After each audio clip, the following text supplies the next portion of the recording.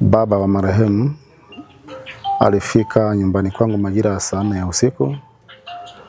Akanipa taarifa kwamba mtoto wake amepotea na ametata zaidi ya masaa 5 lakini hajampata.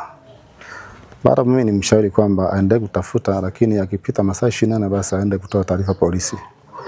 Lakini pia nikamshauri hata kama masaa hayo hayajafika, ni vizuri kufika kituo cha polisi kwa sababu inawezekana labda ameokotwa na watu huko akapelekwa huko, ikawa ni rahisi kumpata. Kijana aliondoka, lakini pia hakurudi kunipa mrejesho kwamba nini kiliendelea. Kwa awamu ya kwanza nilimuuliza kama kirafiki, bwana, nimesikia kwa mzazi mwenzio kwamba mtoto amepotea na ulikuwa unakaa naye hapa. Alichonijibu, aliniambia kwamba yeye muda mwingine alikuwa anashinda naye kijiweni.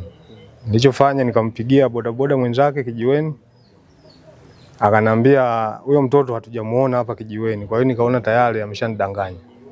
Kwa kweli linatoa sikitisho kubwa sana, hasa kwa vijana siku hizi wanakurupuka wakiwaza mambo mengi labda ya kiutajiri au na ukatili wa kusema kwa sababu mtoto labda anampa usumbufu wa kutunza, ndio maana labda wanafanya hivyo. Tumevunja sehemu ya choo, tumegundua kuna nyama nyingi sana.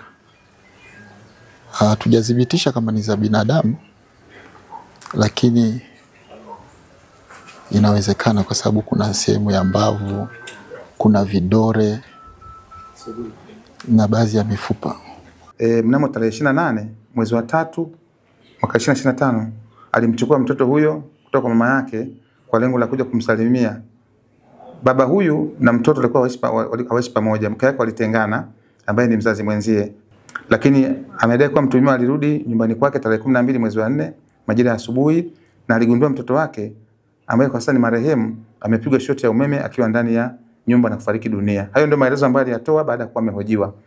Sasa baada ya kuelekea kwenye eneo la tukio, lakini anadai kwamba alipata hofu kwamba akitoa taarifa ya mtoto kupigwa na shoti ya umeme itakuwa tatizo kwake. Kwa hiyo akaamua kumkatakata mtoto vipande vidogo vidogo na kuvidumbukiza chooni na kuflash kwenda kwenye shimo la choo.